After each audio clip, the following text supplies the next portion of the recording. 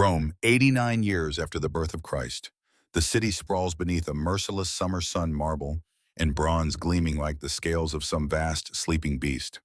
In the heart of the Palatine Hill, in a villa of cream-colored stone and imported cedar, Senator Marcus Flavius sits alone in his library. He is 52 years old, 3 decades in the Senate, a family name that stretches back 2 centuries carved into the bones of the Republic before it became an empire. 500 slaves, 12 estates scattered across Italia and Gaul, respected, feared, powerful, and trapped. The letter sits before him on the marble desk. No seal, no signature, just words scratched in crude Latin on cheap papyrus. 200,000 denarii, or your son dies screaming in the arena. You have 30 days. Marcus reads it again, though he has memorized every word. His hands do not shake. They stopped shaking hours ago, somewhere between rage and calculation. He is a Roman senator. Romans do not shake. The afternoon light slants through the high windows, turning the mosaic floor into a puzzle of shadow and gold. Somewhere in the house, his wife Lucia is weeping. She's been weeping for 3 days since the letter arrived. She knows what it means. She knows what choices remain. Marcus stands. His joints protest. He is no longer young. The wars in Germania took his youth, left him with a limp and a scar that runs from hip to knee. But they also gave him lessons. Hard lessons. The kind that keep a man alive when softer men die. He walks to the window. Below, in the atrium garden, his daughter Flavia sits beneath a fig tree reading. 19 years old, dark hair caught in a simple braid. Her mother's eyes, that particular shade of brown that looks black in shadow and amber in sunlight. She laughs at something in the text. Homer, probably. She loves Homer. She has no idea her life is about to end. Marcus turns away from the window. He cannot look at her and do what must be done. The problem is simple. His son Gaius, 24 years old, brilliant and stupid in the way only young philosophers can be, has written letters. Letters criticizing Emperor Domitian. Letters calling him a tyrant, a murderer, a coward who hides behind his Praetorian Guard while Rome decays. Letters that speak of freedom, of the old republic, of virtue and honor. Letters that will get him executed. Worse, letters that will get the entire Flavius family proscribed, their property seized, their name erased from every monument, every record, every memory, as if they never existed. Someone has these letters. Someone is selling them back for 200,000 denarii. Marcus has 80,000 in ready coin. The rest is locked in land and slaves, in investments that would take months to liquidate. He has 30 days. But there is another way. Marcus Petronius Rufus, 44 years old. A merchant prince who made his fortune in grain and olive oil. Widower. His wife died 2 years ago. Fell down the stairs, the official story goes. Broke her neck. But the slaves whisper other things. They whisper about bruises, about screaming in the night, about a woman who grew thinner and more silent until she wasn't silent anymore. Rufus needs a wife, young, fertile, well-born, someone who can give him legitimate sons to inherit his empire. Rufus has money, more money than taste, more ambition than breeding. He would pay handsomely for a senator's daughter.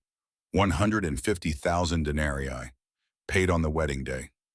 Marcus sits back down at his desk. He pulls out a fresh sheet of papyrus, dips his pen in ink, writes 3 words, "I accept terms." He does not seal it yet. He sits there, pen in hand, staring at those 3 words. Outside, Flavia laughs again. The sound drifts through the window like bird song. Lucia appears in the doorway. She has stopped crying. Her face is pale, carved from marble, ancient and terrible. She knows. Of course she knows. They have been married 30 years. She can read him like a priest reads entrails. "You cannot," she says. Her voice is steady. That frightens him more than tears. "I must." She is 19. I know how old she is. He will destroy her. He will marry her. It is the same thing. Marcus sets down the pen. "Would you prefer I let Gaius die? Let them take everything. The family erased your son's head on a pike outside the Senate." Lucia steps into the room. She moves like a woman walking to her own execution. Slow, deliberate. When she speaks, her voice could cut glass. "I would prefer you find another way." "There is no other way." "Then we sell the estates, all of them. We borrow, we beg. The estates are our power. Without land, we are nothing. And no one lends to a senator with a treasonous son. Then we run. We take the children and we leave Rome. Hmm. Marcus almost laughs. Almost. Leave Rome. We are Rome. Our family has been Rome for 200 years. Where would we go? What would we be? We would be alive. We would be together. We would be nothing. The word hangs between them like a blade. Lucia's hands clench into fists. So you will sacrifice our daughter to save our son. I will sacrifice one to save all. That is what Rome requires. Rome, she spits the word like poison. Rome requires we feed our children to the machine. Rome requires we smile while it grinds them into dust. Rome requires we call it honor. Yes, the simplicity of his answer seems to break something in her. She sways, catches herself on the doorframe. I will never forgive you, she whispers. I know. She will never forgive you. I know that too. Lucia leaves. Her footsteps fade down the corridor steady and slow, like a drumbeat at a funeral. Marcus picks up the pen again, signs his name, seals the letter with his family ring. The wax drips red like blood. He calls for a slave. A boy, 12 years old, quick and quiet. Take this to Marcus Petronius Rufus. Wait for a reply. Speak to no one. The boy disappears into the afternoon heat. Marcus sits alone in his library surrounded by scrolls of philosophy and history, all the wisdom of Greece and Rome pressed into papyrus and gathering dust. None of it tells him how to look his daughter in the eye. That evening he calls Flavia to his study. She comes smiling, still half lost in her book, her mind somewhere in the wine-dark sea with Odysseus. She does not see the trap closing around her. Sit, Marcus says. She sits folding her hands in her lap, waiting, patient, trusting. He wants to tell her gently, to explain, to make her understand that he has no choice, that he is trying to save what can be saved, that this is the cost of survival in Rome. Instead, he says, you will marry Marcus Petronius Rufus. The wedding is in 3 weeks. The smile dies on her face like a candle snuffed out. What? You heard me. But Father, you promised. You said I could choose. You said, I lied. The words hit her like a fist. She flinches. Actual physical recoil as if he struck her. Why? Her voice is small now, a child's voice. Marcus considers lying again, making it about duty, about family, about honor. But he is tired of lies, and she deserves at least the truth, even if the truth is a knife. Your brother wrote letters, stupid, treasonous letters. Someone has them. Someone is selling them back for 200,000 denarii. If I do not pay, Gaius dies. If Gaius dies, we all die. The family, everything, gone. Flavia's face goes white.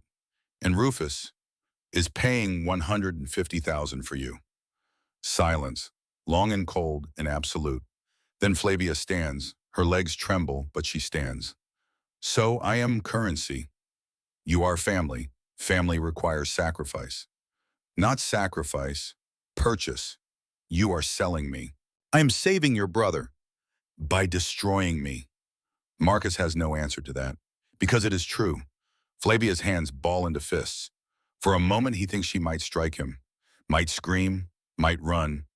But she is a Roman daughter raised on stories of Lucretia and Cornelia and all those noble women who bled for Rome's glory. Does Gaius know? No. Will you tell him? No. So he will think I married it for love. He will never know he cost me everything. Yes, she laughs. It is a terrible sound, like something breaking. You are a coward, Father. I am a survivor. They are often the same thing. She turns to leave. Marcus calls after her. Flavia. She stops, does not turn around. I am sorry. No, you're not. If you were sorry, you would not do it. You are only sorry that it hurts. There is a difference. She leaves. The door closes behind her with a sound like a tomb ceiling. Marcus sits in his study until the lamps burn low and the slaves come to ask if he needs anything. He sends them away. He needs nothing. He has everything a Roman senator should have. Power, wealth, a family name that will endure for generations. He just no longer has a daughter. The reply from Rufus arrives the next morning. Short, efficient, businesslike.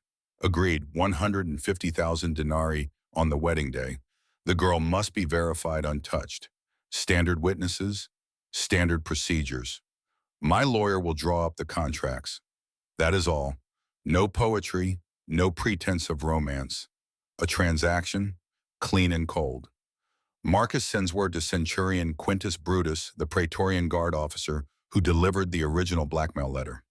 They meet in a tavern near the Forum, the kind of place where senators do not go, which makes it perfect for the kind of business that senators must do but never acknowledge. Brutus is a bull of a man, 40 years old, face scarred from a dozen campaigns, eyes that have seen every cruelty Rome can devise and participated in most of them. You have my money. His voice sounds like gravel in a bucket. Marcus slides a leather purse across the table. Heavy. The coins inside clink with a sound like chains. 80,000 now. 120,000 in 3 weeks. On my daughter's wedding day. Brutus weighs the purse in his hand, nods, and the letters, burned, the moment I have the rest. How do I know you will burn them? Brutus smiles. It is not a pleasant expression, because if I do not, Senator, I can always find more letters. Your son is not a careful man. He will write again. He cannot help himself. Philosophers never can. Marcus feels something cold slide down his spine, but he keeps his face blank. Senators do not show fear. 3 weeks, he says. 3 weeks. Brutus agrees. They do not shake hands. There is no honor in this, just necessity. Marcus leaves the tavern and walks through the Forum, past the temples, and the Senate House, past the statues of heroes and gods. The sun beats down like a hammer. Slaves scurry past carrying baskets of bread and amphorae of wine. Merchants shout their wares. Lawyers argue in the shade of colonnades. Rome goes on. Rome always goes on. 3 weeks pass like a fever dream. Flavia does not speak to him. She moves through the house like a ghost, pale and silent. Lucia does not speak to him either. Even the slaves sense something wrong. They whisper when he passes.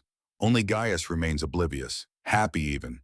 He claps Marcus on the shoulder and grins.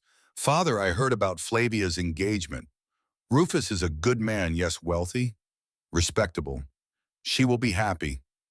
Marcus forces a smile. Yes, she will be well cared for. I knew you would find her someone worthy. Marcus excuses himself, goes to his library, pours wine with hands that shake again now at the end of things. He has saved Gaius, saved the family, saved the name. He has just killed his daughter to do it. The wedding day arrives like an execution. The Forum is decorated, flowers imported from Egypt. Musicians, 200 guests in their finest togas. The sun shines with obscene brightness. It should be raining, it should be dark. But Rome does not care about irony. Flavia wears the traditional saffron veil. Beneath it, her face is blank, carved from marble. She has not cried, not once. That frightens Marcus more than anything. Rufus stands beside the altar smiling. He looks prosperous, well-fed, satisfied. A man who has purchased something valuable and knows it. The ceremony proceeds. Prayers to Juno, offerings of bread and salt, the joining of hands. Marcus places Flavia's hand in Rufus's hand and speaks the ancient formula. I transfer to you the care of this woman according to the laws of Rome. Transfer, like property changing owners. Flavia's hand is cold. She does not look at Marcus, not once. The crowd cheers, wine flows. People congratulate Marcus on such a fine match. Your daughter is fortunate, they say. Rufus will provide well for her. Marcus smiles, thanks them, plays his role. 7 men stand apart from the crowd. Marcus's choice. 7 witnesses who will attend the consummation. Not friends, eyes, senators and equestrians and lawyers who Marcus needs to bind to him through shared complicity. They know why they are here. Their presence is not a favor. It is a debt Marcus is creating. They will witness what happens tonight, and that knowledge will tie them to the Flavius family forever. Among them stands Centurion Brutus, still in his scarlet cloak, still smiling that terrible smile. He catches Marcus's eye across the crowd, raises his wine cup in a mocking salute. 120,000 denarii changes hands. Rufus's steward counts it in front of witnesses, records it in wax tablets. Everything legal, everything documented. Rome loves documentation. The sun sets. The crowd grows louder, drunker. They begin the procession to Rufus's villa. Torches, music, men singing the traditional obscene songs, the fescennine verses that are supposed to ward off evil spirits. Let the husband plow his field tonight. Let him sow his seed deep. Laughter, more wine. Flavia walks at the center of it all, veiled, silent, surrounded by strangers shouting jokes about her wedding night. Marcus does not join the procession. He stands in the forum as the crowd moves away, torches bobbing like fireflies in the growing dark. Lucia appears beside him. She has been somewhere else during the ceremony. He does not know where. She stands close enough that he can smell the rose oil in her hair, but she does not touch him. "I hope you can live with this," she says quietly. "I will have to." "No, you do not have to. You chose to. There is a difference." She walks away. He watches her go, her white stola ghosting through the shadows. Marcus should go home, should sleep, but he cannot. Instead, he follows the procession at a distance through the darkening streets, past the bathhouses and temples, until he reaches Rufus's villa on the Esquiline Hill. It is a new house, all marble and gilt, expensive, tasteless. The kind of house a merchant builds when he wants people to know he has money. The gates close. The crowd disperses. Only the 7 witnesses enter. Marcus stands in the street outside, hidden in the shadow of a plane tree. He should not be here. There is no reason for him to be here, except that he cannot leave, cannot go home, cannot face his empty house and his silent wife and the knowledge of what he has done. A light appears in an upper window, then another. The villa glows from within like a lantern. Marcus imagines what is happening inside. He knows the rituals. Every Roman knows the rituals. The Praenuba, the older woman who guides the bride through the requirements. Domitia Severa, Marcus hired her himself. She has supervised more than 30 weddings. She knows her work. The physician Quintus Livius, 60 years old, efficient, discreet. He will examine Flavia before and after. He will document everything. He will testify if needed. The 7 witnesses standing in the hallway outside the bedroom, watching, listening, making sure everything is done according to law. And Rufus and Flavia. Marcus closes his eyes, but he cannot unsee it. His imagination is too vivid, too precise. "Senator?" Marcus opens his eyes. Senator Appius stands beside him. One of the witnesses, a man in his 60s, gray-haired, dignified. "Should you not be inside?" Marcus asks. "I needed air. These things—" Appius trails off, looks up at the lighted window. "They are necessary, but unpleasant." "Yes." They stand together in silence for a moment. "My daughter went through this 5 years ago," Appius says quietly. "She survived. Your daughter will survive too." "Survival is not the same as living." "No, but it is all Rome offers us. We survive, we endure, we pass our name to the next generation. That is the bargain. It is a cruel bargain. All bargains with Rome are cruel, Senator. You know this? I know this. Our daughters—" He pauses. "Our daughters learn it." Appius returns inside. Marcus remains in the shadows. Hours pass. The lights in the villa burn steady. Once Marcus thinks he hears a scream, but it might be his imagination, or a night bird, or nothing at all. He thinks about Flavia as a child. 5 years old, running through the atrium garden chasing butterflies. Laughing. So much laughter. When did she stop laughing? He thinks about Lucia pregnant with Flavia. How careful she was. How hopeful. "A daughter," she said when Flavia was born. "We will raise her differently. We will teach her to read, to think. She will not be like other Roman women. But she is exactly like other Roman women. Property, currency, a womb to lease for the glory of men. The moon rises, falls. The stars wheel overhead in their ancient patterns, uncaring. Near dawn, the villa door opens. The 7 witnesses emerge. They do not speak.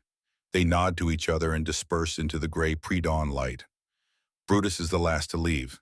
He sees Marcus standing in the shadows. Walks over. "It is done," Brutus says. The marriage is consummated, legal, binding, verified. The letters. Brutus reaches into his cloak, pulls out a leather tube, opens it. Inside several sheets of papyrus. Gaius's handwriting. Marcus recognizes it instantly. Brutus holds them over a torch. The papyrus catches fire, curls, blackens, turns to ash that drifts away on the morning breeze. We are settled, Senator. We are settled. Brutus leaves. Marcus stands alone as the sun rises over Rome, turning the marble temples to gold. He has won, saved his son, saved his family, saved his name. So why does he feel like he has lost everything? He walks home through the waking city. Slaves opening shutters, bakers lighting ovens, the smell of bread and smoke. Rome waking to another day. When he reaches his villa, Lucia is in the atrium.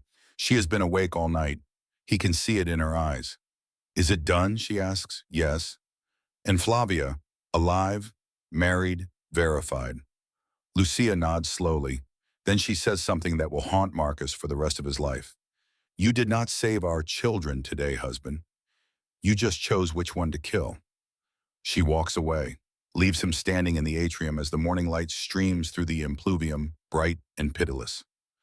Part 2, The Reckoning. 2 weeks pass. Flavia does not visit, does not send word. Marcus tells himself this is normal. A new bride must focus on her household, must learn her duties, must adjust. But he knows it is a lie. On the 15th day, a messenger arrives, not from Flavia, from Rufus. The message is brief. The senator's daughter is proving satisfactory, no issues to report. Satisfactory, like a horse that does not throw its rider, like a plow that does not break. Marcus crumples the message, throws it into the brazier, watches it burn. That night he drinks, more than usual. Enough that the slaves notice, enough that Lucia says nothing, which is worse than if she spoke. Gaius finds him in his study surrounded by wine cups and burned-down lamps. Father, are you unwell? Marcus looks up. His son, 24 years old, handsome, intelligent, alive. The cost of that life stands between them like a wall neither can see. I am well. You do not look well. I am tired, Gaius, that is all. Gaius sits down uninvited, pours himself wine. Is it about Flavia? I visited her yesterday. She seems quiet. Every muscle in Marcus's body goes tight. You visited her? Of course, she is my sister. Rufus was very welcoming, gave me wine, showed me his collection of Greek pottery. We talked about philosophy. And Flavia? Gaius hesitates. She sat with us, did not say much, but she smiled when I told her about my new treatise on Stoicism. She always liked my writing. Marcus wants to laugh, wants to scream, wants to tell his son the truth that his treatise on virtue cost Flavia everything, that every word he writes is paid for in his sister's suffering. Instead, he says, "Good, I am glad she is well." Gaius leaves. Marcus sits alone until the lamps burn out and the room goes dark. 6 months pass. Rome celebrates. Emperor Domitian has returned from the Dacian frontier. There will be games, triumphs, executions of prisoners in the arena. Rome loves blood. Marcus attends the Senate, votes on grain subsidies and road repairs, and which barbarian tribes need conquering next. He speaks when required, stays silent when prudent, plays the game. At night he dreams of Flavia, always the same dream. She stands in a field of wheat wearing her wedding veil. The wheat catches fire. She does not run, just stands there burning, watching him. He wakes gasping. Lucia no longer asks what is wrong. Then one morning a messenger arrives from Rufus. The senator's daughter is with child, expected delivery in 7 months. I trust this satisfies our arrangement. Marcus reads the message 3 times. Then he calls for his litter. Take me to the Esquiline. Lucia appears in the doorway. What are you doing? I need to see her. Why to congratulate her on becoming a proper Roman womb? Lucia, please. No, you do not get to salve your conscience by visiting. You made your choice. Live with it. But Marcus goes anyway. Rufus's villa looks the same. Marble and gilt, expensive. Empty. A slave admits Marcus. leads him to the tablinum, the study. Rufus is there reading contracts. He looks up when Marcus enters, smiles. Senator, an unexpected pleasure. I heard the news about Flavia. Ah, yes, very fortunate. A strong pregnancy, the physician says. Hopefully a son. Hopefully, as if Flavia is a dice throw, as if her value depends on the sex of the child growing inside her. I would like to see her. Rufus hesitates, just for a moment. Of course, though she is resting, the pregnancy has been difficult. He leads Marcus through the villa. It is too quiet. No laughter, no music, just the sound of their footsteps on marble. They reach a small room at the back of the house. Rufus knocks, waits, then opens the door. Flavia sits by a window looking out at the garden. She wears a pale blue stola. Her hair is pulled back in a severe style matronly. She has lost weight. Her face is thinner, older. She turns when they enter. Sees Marcus. Her expression does not change. Father. Daughter. Silence. Rufus clears his throat. I will leave you to talk. Do not tire her, senator. The physician insists on rest. He leaves, closes the door behind him. Marcus and Flavia sit in silence for a long moment. Outside, birds sing. Somewhere a slave sweeps. The world goes on. Are you well? Marcus asks finally. I am pregnant. Well enough, I suppose. Rufus treats you. According to law, he is correct in all things. Correct. Not kind, not gentle. Correct. Flavia, I do not, her voice is sharp now, do not apologize, do not explain, do not tell me you had no choice. You had a choice. You chose Gaius. You chose the family name. You chose everything except me. I was trying to save. I know what you were trying to save, Father. Your legacy, your power, your precious Senate seat. And you did. Congratulations. You won. The Flavius name endures. Gaius lives. Your estates remain intact. You sacrificed one daughter and purchased all of it. Marcus feels something break inside his chest. I hoped, that you might forgive. Flavia laughs. It is worse than her anger. Forgive, Father, I do not hate you. I do not love you. I do not feel anything for you at all. You are simply the man who sold me. Nothing more.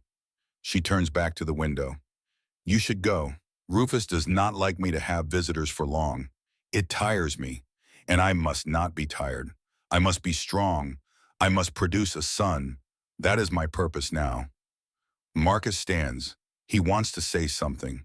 Anything. Some words that might bridge the gulf between them. But there are no such words. He leaves, walks through the too quiet villa, out into the street. The sun is bright. The day is beautiful. And Marcus feels like he is drowning. When he returns home, Lucia is waiting. How is she? Pregnant. I know that. How is she? Marcus sits down heavily, suddenly old, suddenly tired. She is gone, Lucia. The girl we raised, the girl who laughed. She is gone. And in her place is something else, something Rome made. Lucia nods slowly. Yes, that is what Rome does. To all of us.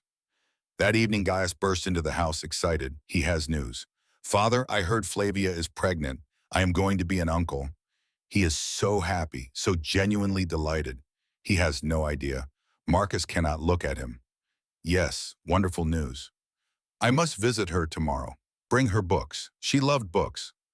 I am sure she would appreciate that. Gaius leaves still talking, still happy, still oblivious to the price of his happiness. Marcus goes to his study, pours wine, stares at the wall. Lucia finds him there hours later. You should tell him, she says. Tell him what? The truth. That he cost Flavia everything. That your deal with Rufus was to save his worthless life. He is our son. He is a fool. And Flavia is paying for his foolishness. If I tell him, it will destroy him.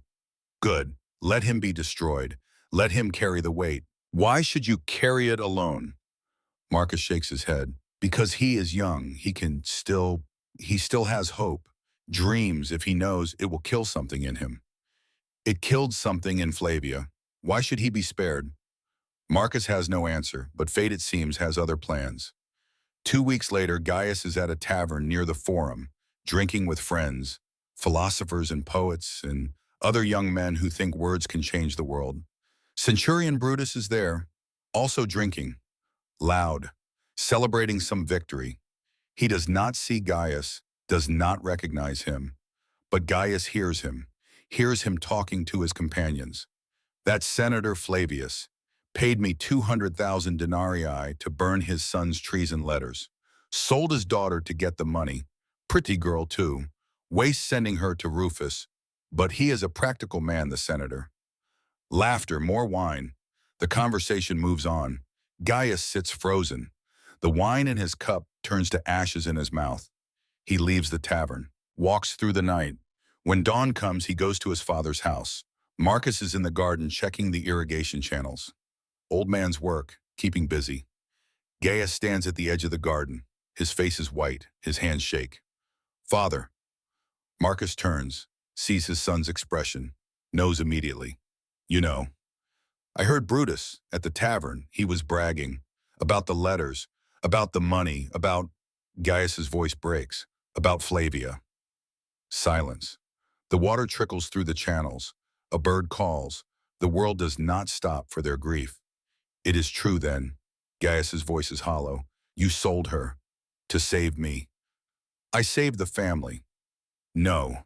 Gaius steps forward. You saved me at her expense. I was the one who wrote the letters. I was the fool.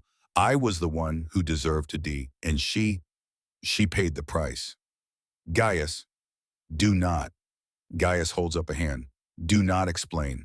Do not justify me. I heard what Brutus said. I know what Rufus is. I know what you did. Tears run down his face now. No shame, just pure anguish. I should die. I should fall on my sword. Right now, it is the only honorable thing. Marcus grabs his son's arm. You will not. If you die, her sacrifice means nothing. If you live, at least what? At least her suffering has purpose. At least the family name continues. Gaius laughs bitterly. What kind of purpose is that? What kind of name is worth that price? Rome's name? The Flavius name? Our name? Gaius pulls away. Then Rome can burn and our name with it. He leaves. Marcus calls after him, but Gaius does not stop. 3 days pass. Gaius does not come home. Marcus sends slaves to search. They find nothing. On the 4th day, Gaius appears at the door, but he is different. He has cut his hair short, military style.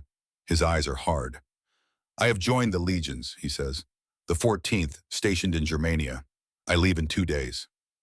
Marcus stares. You are a philosopher, not a soldier.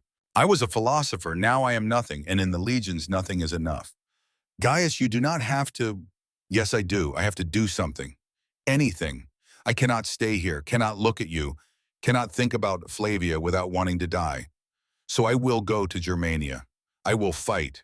I will kill barbarians who have done nothing to me. And maybe one of them will kill me. And then it will be over. Lucia has been standing in the doorway. Now she speaks. You are running. Yes, that is cowardice. I know. But it is the only kind of courage I have left. He leaves. 2 days later, he marches out of Rome with his legion. Marcus watches from the city walls. Watches his son disappear into the north, swallowed by the endless hunger of Rome's wars. Lucia stands beside him. Both children gone now. Gaius will return. Will he or will he die in some German forest, forgotten, just another body in Rome's graveyard? Marcus has no answer. The months pass. Flavia gives birth. A son, healthy, strong. Rufus sends word. The Petronius name continues. Your daughter has fulfilled her obligation. Obligation, not joy, not love. Obligation. Marcus does not visit. Cannot bear to see Flavia again. Cannot bear to see what she has become. Years pass. Gaius does not return from Germania. Letters arrive occasionally, brief, cold. Still alive, still fighting, still nothing. Then the letters stop. 3 more years pass. Then word comes. Gaius is dead, killed in an ambush near the Rhine. The barbarians took his head. His body was never recovered. Marcus receives the news in his study. The same room where he made the choice 10 years ago. The same desk. The same window looking out at the garden. He does not cry. Romans do not cry. But something inside him breaks. Quietly. Completely. Lucia finds him there at sunset. She says nothing, just sits beside him. Finally, Marcus speaks. I saved him. For 10 years, I saved him. No, you delayed his death. There is a difference. I thought he would live, would do great things, would make the sacrifice worthwhile. The sacrifice of Flavia? Yes. Lucia stands, looks down at him. You still do not understand. Flavia was not the sacrifice. You were. The moment you chose to sell her, you sacrificed yourself, your honor, your soul. Everything that made you Marcus Flavius died that day. The man sitting here now is just a ghost pretending to be alive. She leaves. Marcus sits alone as darkness fills the room. Part 3, The Legacy. 10 years after the wedding, 99 years after Christ. Marcus Flavius is 62 years old, retired from the Senate, weak lungs, weak legs, weak everything. He spends his days in his garden pruning roses, feeding fish in the fountain. Old man's pleasures. Lucia is still alive. They still share a house, but they are strangers. They speak when necessary. Otherwise silence. Gaius is dead, 5 years buried.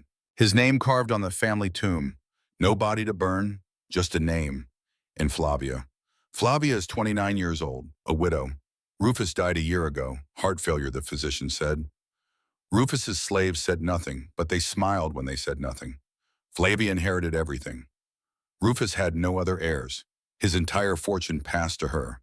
Estates in Campania, warehouses in Ostia, trading ships in the Mediterranean. She is one of the wealthiest women in Rome. She is also one of the hardest. Marcus has not seen her in 5 years, not since Gaius died. She did not come to the funeral. Sent a brief message instead.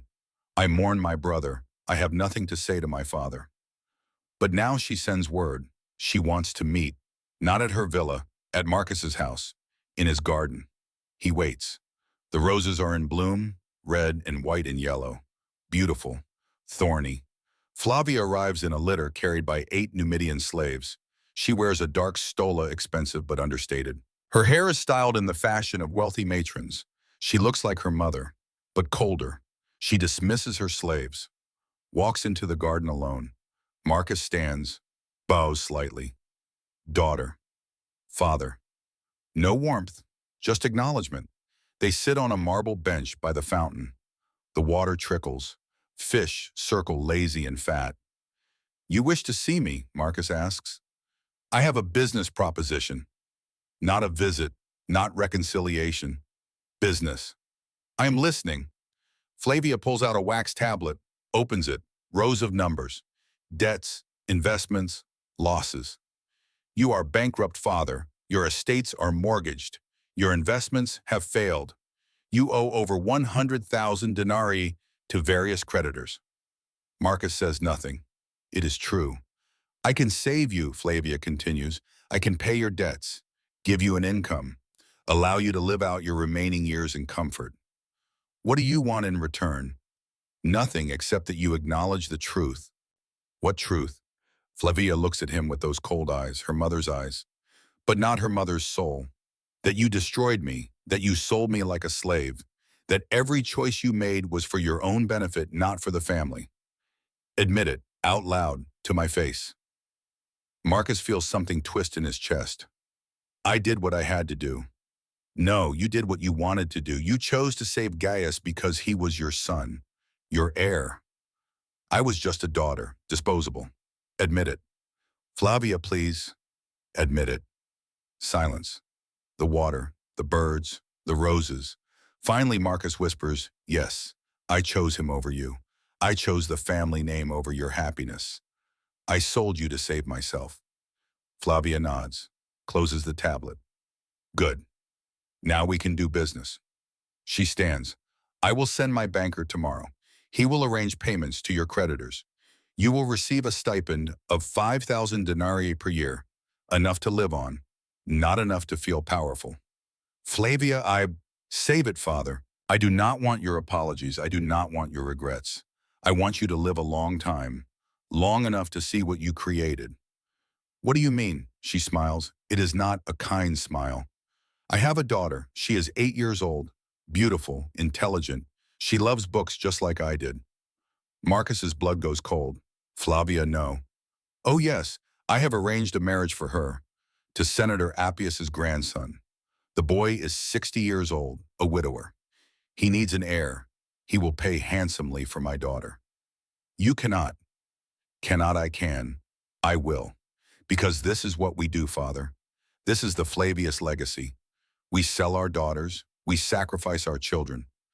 We feed the machine of Rome. You taught me that. I did not. I never wanted, but you did it anyway. And now I am doing it.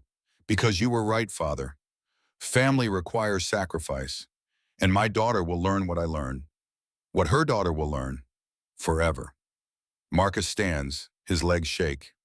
I will stop you, Flavia laughs. How you have no power, no money, no influence. You are nothing. I, on the other hand, control more wealth than most senators. I can do whatever I want. I will tell her. Tell your daughter the truth. She is 8 years old. She will not understand. And by the time she does, it will be too late. Just like it was too late for me. Marcus grabs her arm. Please, do not do this. Not to her. Break the cycle. Flavia pulls away. Why should I break it? You did not. Gaius did not. Why should I be the one to sacrifice? Why should I be the one to lose? Because you know the pain. You lived it. Yes, I lived it, and I survived. And now I am powerful. And my daughter will be powerful too, after she pays the price, just like I did. She walks toward her litter, stops, looks back. You wanted to save the family father. You wanted the Flavius name to endure. Congratulations. It will endure. Forever. And every generation will hate the one before it, just like I hate you. She leaves. The slaves lift the litter, carry her away. Marcus stands in his garden, surrounded by roses and silence. That night he cannot sleep. He paces his room. His mind races. There must be a way. Some way to stop this. To save Flavia's daughter. To break the cycle he started. But he has no power. No money. Nothing. Except one thing. In the morning he goes to his strong room. Opens the old wooden chest where he keeps what remains of his personal possessions. At the bottom, wrapped in oilcloth, is a small vial. Dark blue glass, sealed with wax. Hemlock. From his time in the Senate, every senator kept a dose. In case of arrest.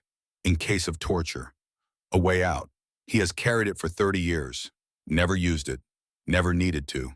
Until now. Marcus sits in his garden. The same bench where Flavia sat yesterday. He uncorks the vial. Lucia finds him there. She sees the vial, understands immediately. So, you choose this. I cannot watch it happen again. Cannot watch Flavia destroy her daughter the way I destroyed her. Then stop her. How I have nothing left to fight with. You have truth. You have testimony. You could go to Flavia's daughter. Tell her everything. Warn her. Flavia is right. The girl is too young. She will not understand. Then wait. Wait until she is older. Marcus shakes his head. I do not have time. I am old. Sick. I will be dead before the girl comes of age. Lucia sits beside him. For the first time in years, she takes his hand.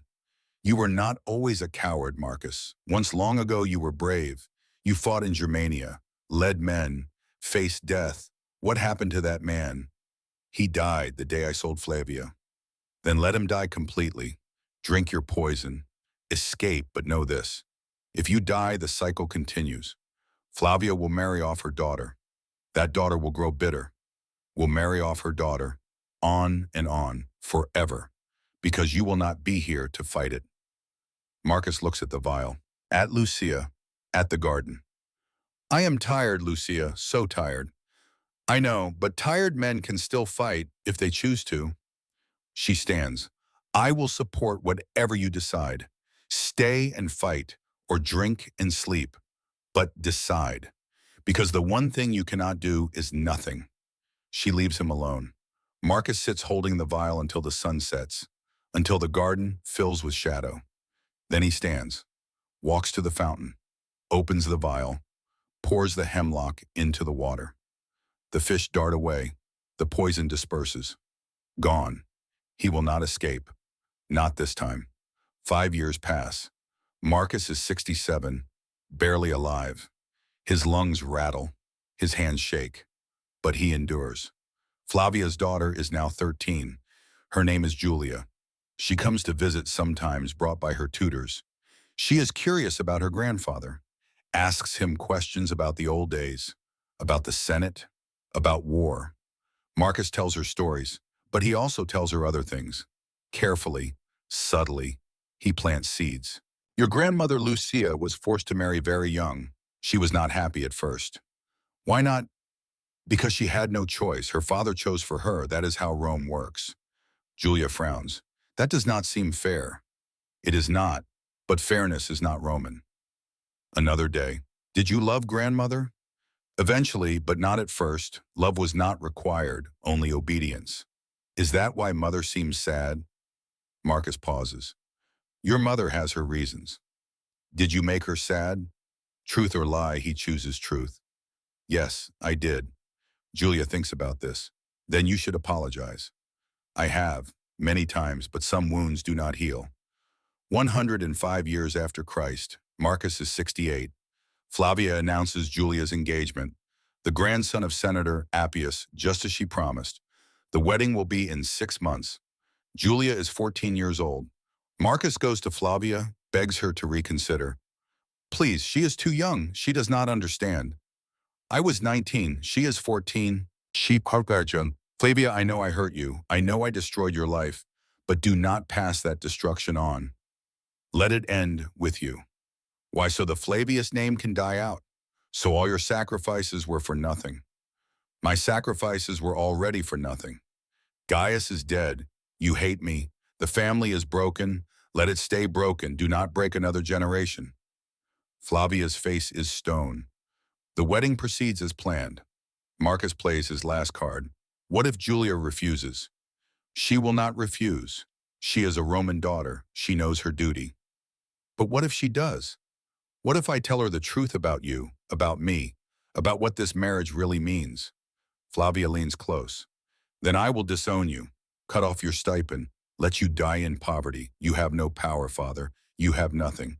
Julia will marry, and there is nothing you can do. She is right. He knows she is right, but he tries anyway. 2 months before the wedding, Marcus calls Julia to his garden. She comes willingly. She likes her grandfather.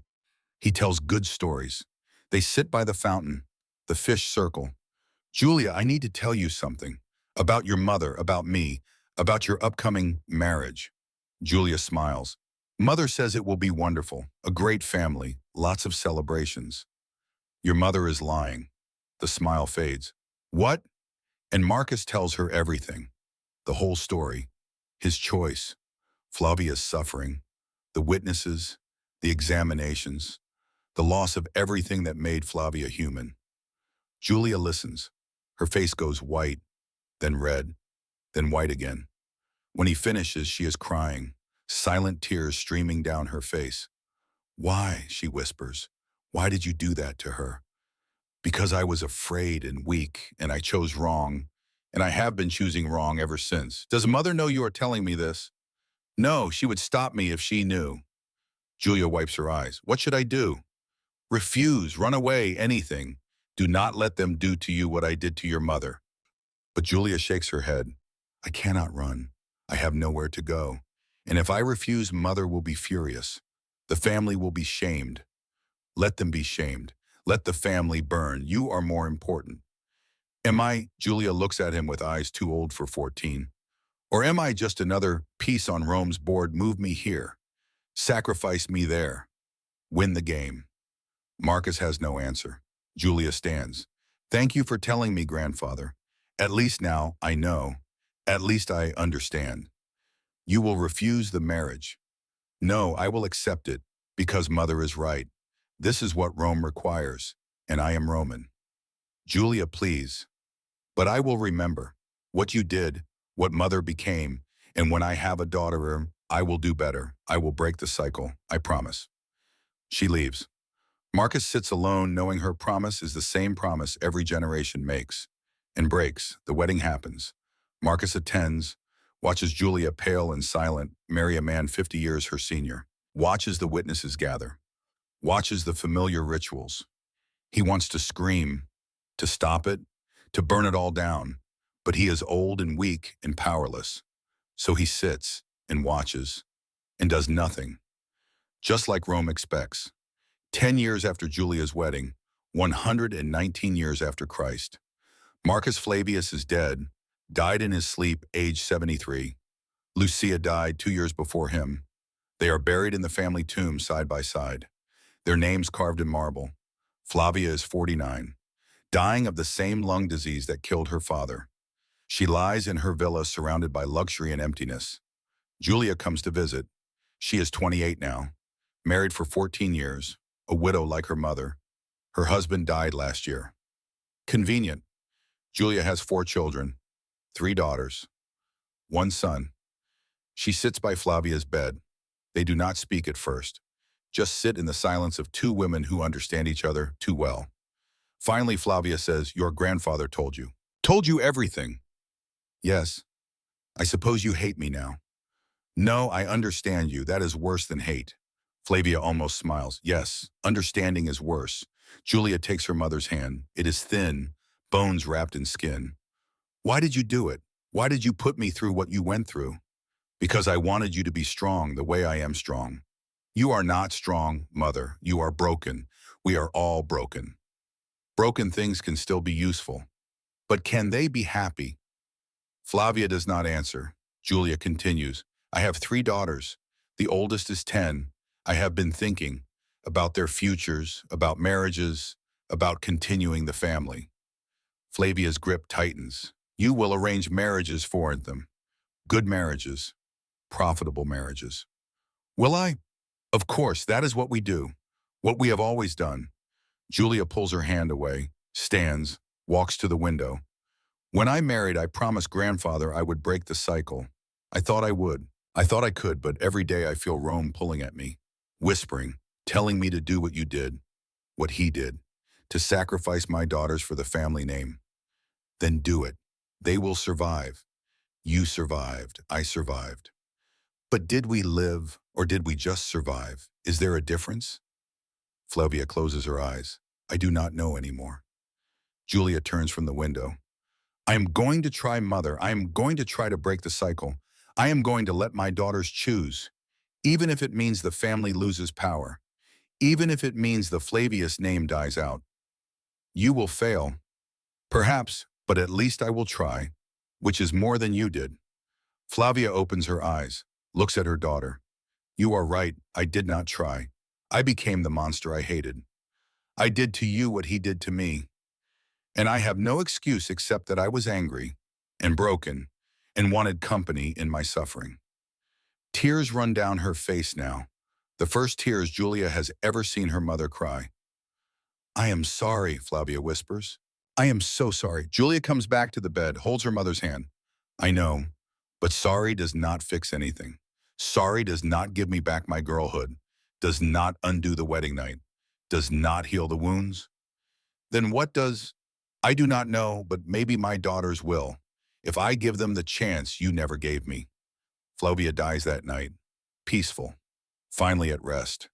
Julia buries her next to Marcus and Lucia and Gaius, the family tomb, all together, all miserable. At the funeral, Julia's eldest daughter asks, "Mother, when will I marry?" Julia looks at her, 10 years old, dark hair, bright eyes, full of questions, and Julia makes a choice. When you are ready, when you find someone you love, or never if you prefer, the choice is yours. The girl smiles. "Really, I get to choose?" "Yes, you get to choose." The girl runs off to play. Julia watches her go. Behind her, she can feel the weight of generations. Marcus, Flavia, all the women who came before. All the men who made choices that broke them. But she also feels something else, a lightness, a possibility. Maybe the cycle can be broken. Maybe one woman in one moment can choose differently. Maybe Rome does not have to win forever. The sun sets over the tomb.